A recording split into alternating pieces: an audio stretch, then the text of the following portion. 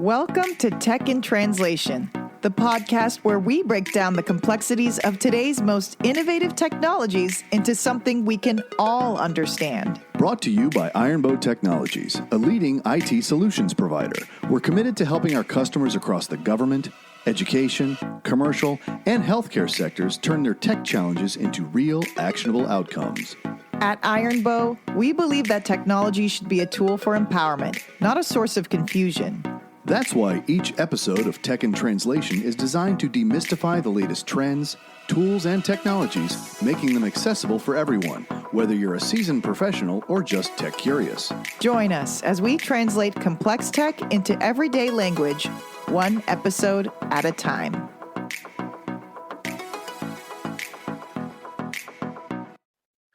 Welcome back to Tech in Translation. I'm your host, Tom Wooten. Today we're talking about something that keeps CISOs and IT leaders up at night, cybersecurity operations in a world where threats never sleep. Joining me is a leader deep in the trenches of this work every day, Richard Vallejo, Director of Cybersecurity Operations.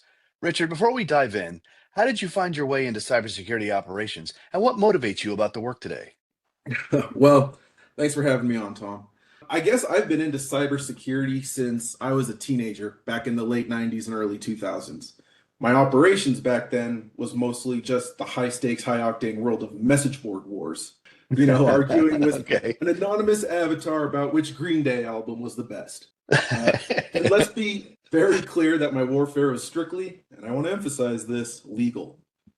It mostly involved figuring out how to embed a ridiculously oversized, glittering GIF in my form signature to annoy a moderator.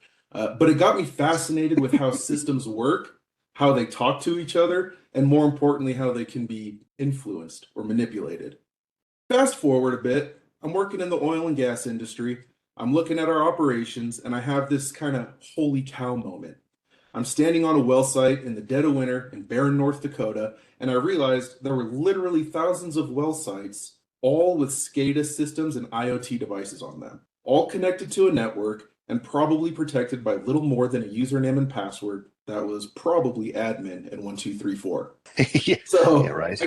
I just remember thinking that my teenage self with his bad GIF posting skills could probably cause some serious disruption here.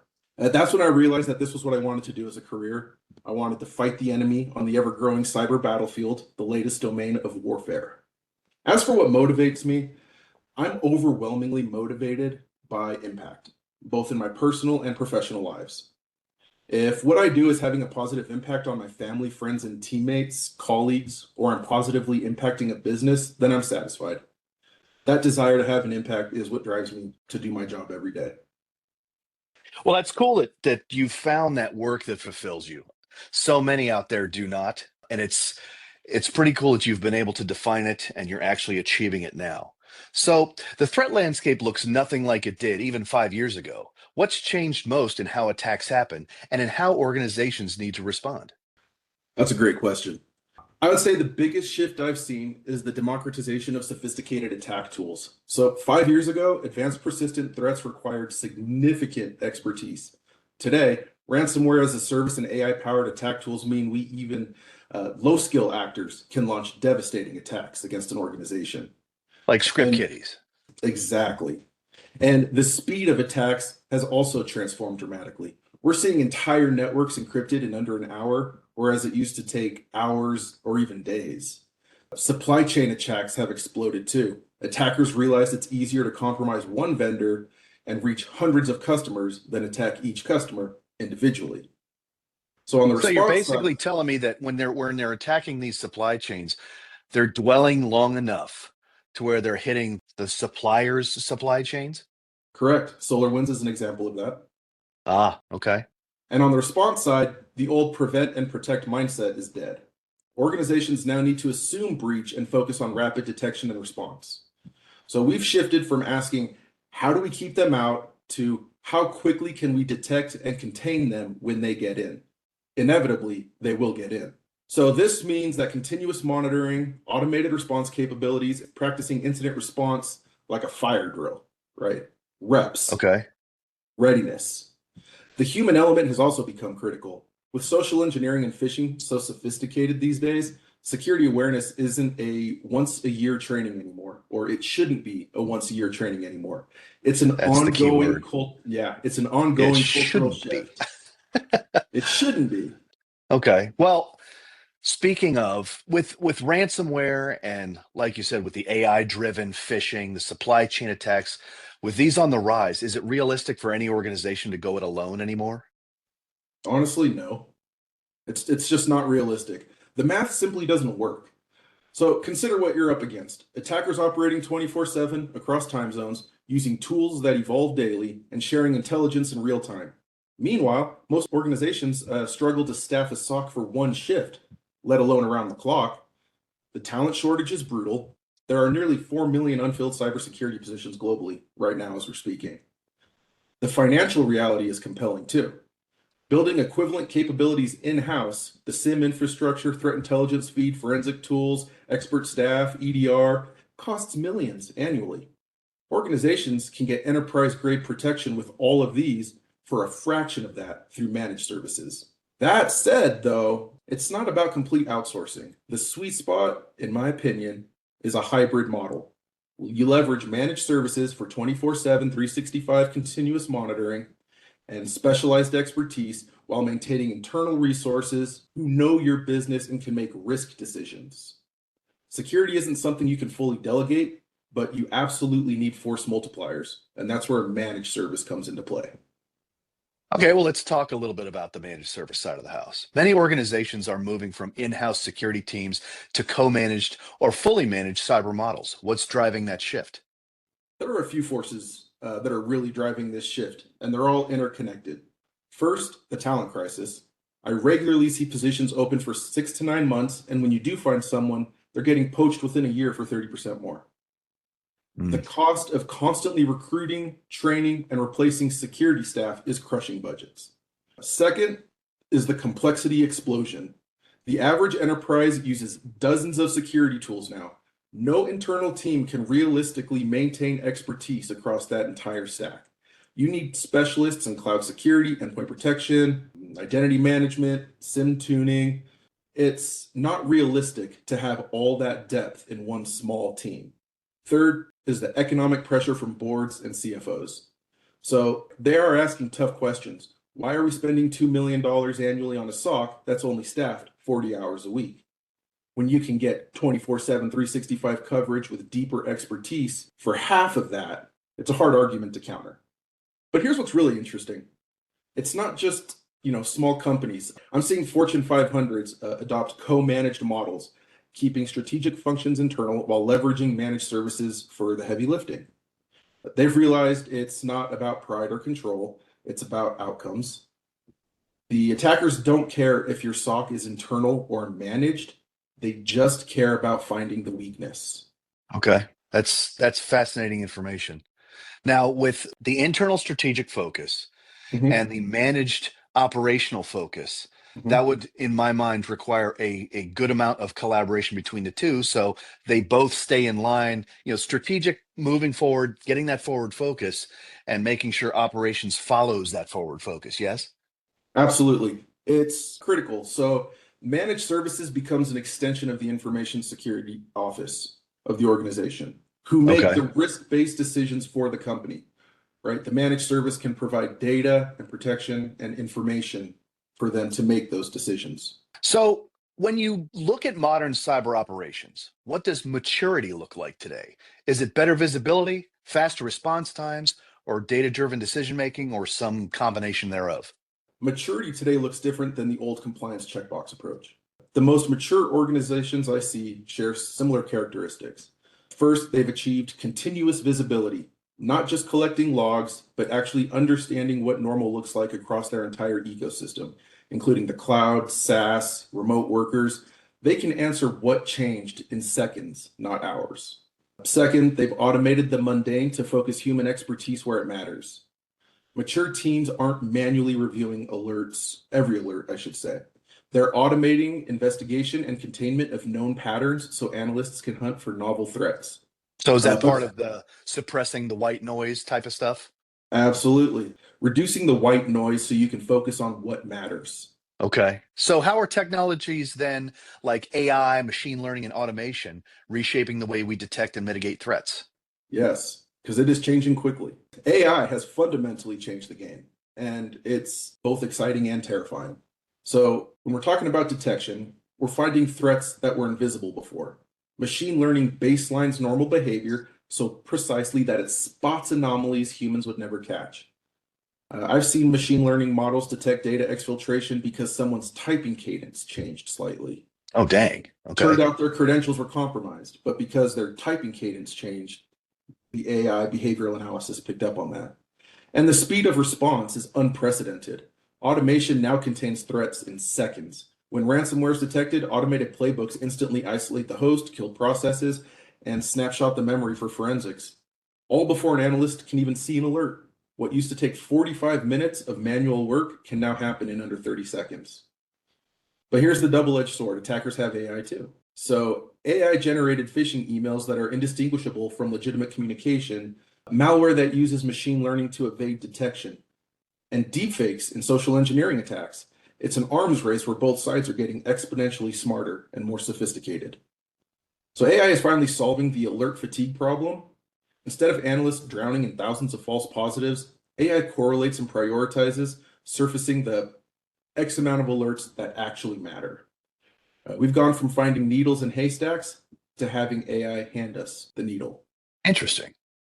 That's really, really interesting because we know that we try on the good guys side, I'll put it that way, to wrap regulations and frameworks, and we try to secure the way that we operate, but threat actors don't use rules. They don't need or they don't require the various regulatory frameworks and things to do what they do best.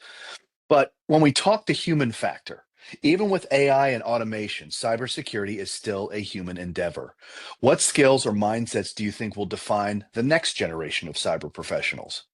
The next generation needs to be translators and strategic thinkers, and not just technical experts. The pure technicians are being augmented by AI, not being replaced by AI. They're being augmented by AI. But someone does need to teach the AI what matters to the business. So the most valuable skill now, in my opinion, is business acumen, even at the analyst level. Understanding how your company makes money or how your customers make money, what could destroy value, and translating cyber risks into business impact. We need people who can walk into a boardroom and explain why a vulnerability matters in terms of revenue and reputation, not just a CVSS score. So critical thinking is also key. It's irreplaceable. AI will handle pattern matching, but humans need to ask, why is this happening now? And what's the attacker's real objective? The best analysts I've worked with are curious puzzle solvers who think like adversaries, not people who memorize playbooks. And adaptability. The tools you master today will be obsolete in just a few years. I look for people who learn continuously and get excited about change and not threatened by it. The person who says AI will never replace me is usually the first one replaced. The person who Oof. says, how can I use AI to be 10 times more effective, will thrive. Soft skills matter more than ever.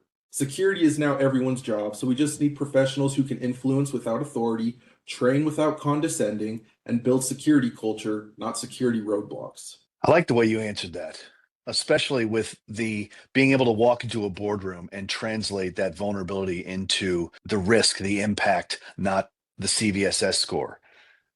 Now, you and I both know that as cybersecurity professionals, we typically don't give good news, and there's usually some sort of fear factor involved. But how can leaders build a cyber aware culture without creating fear or fatigue? Well, that's the challenge, isn't it?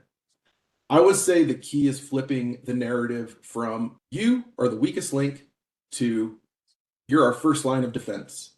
Too many organizations accidentally create an adversarial relationship where employees fear they'll be blamed for security incidents. So they hide the mistakes instead of reporting them quickly when minutes matter. Successful programs focus on positive reinforcement, right? When an employee reports suspicious emails, even false positives, I believe it should be celebrated publicly. Send out a good catch recognition. This transforms security from something employees fear to something they actively participate in and are recognized for. I've seen organizations where people actually compete over who spots the most phishing attempts. Make security relevant to the real threats they're seeing. Skip the generic password complexity lectures and talk about actual attacks hitting your industry right now. When people understand they're defending against real adversaries trying to steal their projects or compromise their customers, they engage differently. And I think micro-learning beats marathon sessions. 5-minute weekly touch points work better than hour-long annual trainings. Quick tips during team meetings, short videos, simple challenges, these build habits without fatigue. Security becomes part of the daily workflow and not a dreaded annual checkbox. The messaging matters enormously. Replace "one click could destroy the company" with "here's how we protect each other, and if something seems off, we want to know immediately." Create psychological safety where reporting concerns is rewarded and not punished. And like I had said, the most important thing, show the wins. When security works, share it. Like you said, Tom, too often when people hear from security, it's negative. But when it works, we need to share the positives too. We need to send an email saying, hey, we prevented an incident this week because somebody reported a suspicious email. When people see that their actions are directly preventing breaches, they become security champions and not reluctant participants. That is such an awesome message. And I wish we could just shout it from the rooftops, because I very much resonate with that. We focus on, when you look at the risk formula, the likelihood times impact, we put a lot of emphasis on trying to eliminate the likelihood. And we don't necessarily work on reducing the impact, understanding that, okay, we're human. Somebody may click something. So how are we going to keep that from going out versus just punishing the clicker? And understanding the positive reinforcement versus the negative. What an awesome message, man. I hope that really resonates with our listeners and that starts to get a lot more rampant. But let's shift over to some barriers and blind spots. For organizations considering a managed cybersecurity approach, what are the most common misconceptions you hear? There's a lot of them. I would say the biggest misconception is that you're giving up control, the organization. I hear we're basically handing the keys to somebody else. In reality, you maintain complete control over policies, risk decisions, strategic direction. Managed providers handle the execution monitoring, but you're still driving. It's like having expert pilots fly your plane while you decide the destination. Interesting. The cost misconception is one as well. Some think it's too expensive, others think it's suspiciously cheap. The reality, you're leveraging shared resources efficiently. You're not paying for idle analysts during quiet periods, but you get surge capacity during incidents without overtime or burnout. The most dangerous misconception that I've heard is once we outsource, we can stop thinking about security. Managed services handles operations, but you still own risk decisions, security culture, and strategic alignment for your organization. It's a partnership, not an abdication. Organizations that treat it like set and forget end up with expensive monitoring that misses actual business risks. The good managed service providers become extensions of your team and not distant vendors. Very well said. Where do you see leaders hesitate? And how can they rethink those concerns in light of today's risk reality? Trust. I'd say the Okay. biggest hesitation point can be trust. How can outsiders protect our crown jewels better than we can? Leaders picture their sensitive data being monitored by strangers. But here's the reality check. Those strangers are cleared professionals who see more attacks in a week than your internal team can see in a year. They're not learning on your network. They're applying battle-tested experience from thousands of incidents that they've responded to. Budget control is another sticking point.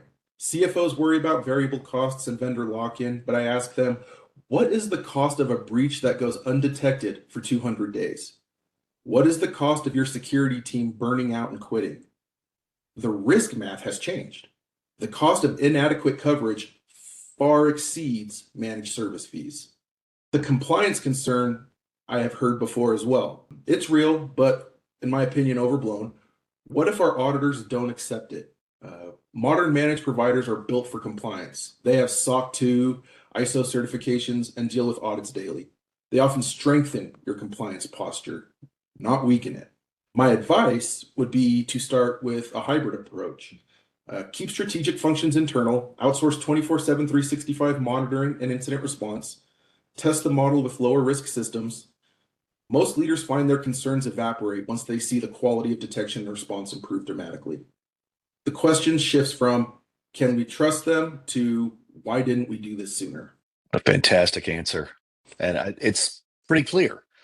As the attack surface keeps expanding and AI becomes part of both offense and defense, what does the future of managed cyber look like?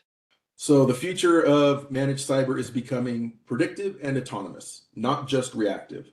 We're moving towards AI-powered SOCs that prevent incidents before they happen by recognizing attack precursors, like detecting reconnaissance activity and automatically hardening those specific attack paths before exploitation begins. AI will enable hyper-personalization at scale. Managed services will learn your specific environment so deeply that they can predict which vulnerabilities matter to your business, which users are your highest risk, and which threats are most likely to target your industry. It's mass customization, enterprise-grade protection tailored to a bespoke unit. The boundaries between IT and security operations will dissolve. Managed providers will handle the entire stack, infrastructure, security, compliance as one integrated service. Why? Because attackers don't respect those organizational boundaries, so defense shouldn't either. So, do you think that we're moving towards a model where cyber defense is kind of a defense as a service, but it's for everyone and not just the enterprise? Absolutely, and it's happening faster than most people realize. The democratization of cyber defense is following the same path as cloud computing. What started as enterprise only is becoming accessible to everybody. The same playbooks protecting Fortune 500 companies can now be deployed instantly for a local manufacturer or medical practice. The technology doesn't care about the company size. We're seeing the emergence of security as a utility models. Just like you don't build your own power plant, soon no one will build their own SOC. You'll plug into cyber defense networks that scale up or down based on your needs. Pay for what you use, get protection that's used to require millions of investment. Consumer level managed defense is the next frontier. I'm already seeing early versions of this actually. So ISPs offering managed security services, home routers with built-in threat detection. I would say within 5 years, comprehensive cyber defense will be as standard as antivirus, built into your internet service or even device subscription. The insurance industry is accelerating this shift as well. Cyber insurance providers are starting to require or bundle managed security services. They've realized it's cheaper to prevent breaches than pay out claims. So soon managed cyber services might be as mandatory as fire alarms for a business. The end state, cyber defense becomes invisible and universal, like water treatment. You don't think about it, it just works. So, if you had to sum it up, why does managed cyber matter right now more than ever? And what's one thing you want leaders to remember? Here's what leaders need to remember. The attackers have already gone managed and collaborative. They're using ransomware as a service, sharing tools, and operating in coordinated groups across the globe. Meanwhile, most organizations are still trying to defend alone with 9-to-5 coverage. It's like bringing a knife to a drone fight. Managed cyber matters now because we've hit an inflection point where the complexity and speed of attacks has outpaced what any single organization can handle internally. The math is brutal. Attacks are automated, operating 24/7, and leveraging AI, while most security teams are understaffed, overwhelmed, and using yesterday's tools. But the real urgency, we're in a narrow window where good managed defense still gives you an advantage. The organizations adopting it are now seeing 90% faster detection times, 70% fewer successful breaches. In 2 years, managed cyber won't be a competitive advantage. It'll be table stakes. The companies resisting this shift will be the soft targets that attackers focus on. The one thing for leaders to remember is that this isn't about admitting defeat or giving up control. It's about acknowledging reality. The threat landscape has fundamentally changed, and it changes constantly, day to day. And clinging to old security models out of pride or inertia is a decision to accept unnecessary risk. The question isn't, should we consider managed services? The question is, how fast can we adapt before we become the next headline? Smart leaders recognize that in today's world, resilience comes from connection, not isolation. How fast can we adapt before we become the next headline? What an amazing line. That's awesome.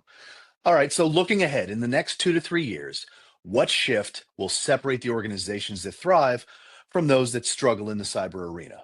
The defining shift is going to be moving from security as a cost center to security as a business enabler. Organizations that thrive are going to be those that realize security done right actually accelerates business instead of slowing it down. Here's what I mean. The winners will use security as a competitive differentiator. They'll move faster into new markets because their security is elastic and can instantly scale. They'll win contracts because their cyber resilience becomes a selling point.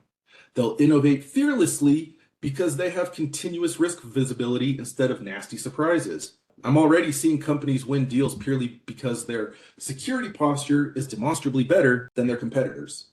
The strugglers will still be playing defense, throwing money at the latest tools, hiring frantically, always one step behind. They'll have security that says no to business initiatives, creates friction in customer experiences, and slows digital transformation. The technical differentiator will be real-time risk intelligence. Thriving organizations will know their actual risk posture every second, not from quarterly assessments, but from continuous automated evaluation. They'll make business decisions with live security context, such as, yes, we can enter that market, but we need to adjust these 3 controls first. Here's the reality. Organizations that struggle won't just fall behind. They'll become the feeding ground for attackers. As leaders adopt managed services and AI-powered defense, the attackers will concentrate on the organizations that are still running legacy approaches. It's natural selection in cyber form. The shift is simple but profound. Security becomes a business accelerator or a business liability. There is no middle ground anymore. Hang on, man. Great message. Great message. Thanks, Rich, for shedding light on why managed cyber services are becoming a strategic necessity for every organization. If you enjoyed this episode, subscribe to Tech and Translation on your favorite listening platform and visit ironbow.com for more insights on the technologies driving digital transformation and cyber resilience. I'm Tom Wooten. Thanks for listening.